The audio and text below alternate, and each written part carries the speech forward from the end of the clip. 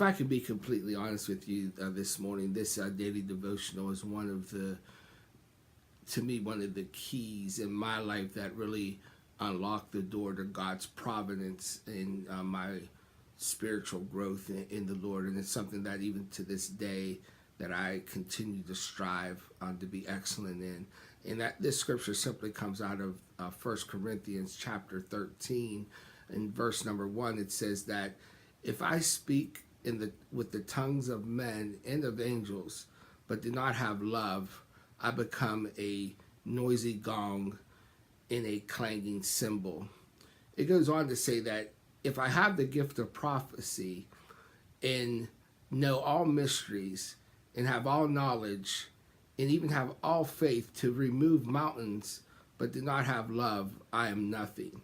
And I really want to stress to you that, you know, we can have the wisdom of man, the wisdom of you know, we can be the most spiritual person in the world, but really it's the heart of love. God, you know, the Bible also tells us that God is love, and He expects us as we begin, the closer we get to God, the more we have the perspective of God, and the more that we can look at situations and look at relationships and look at the things that we are facing in our life, and look at it from the perspective of love. And when we begin to do that, instead of looking to be right, we look to what? Live right.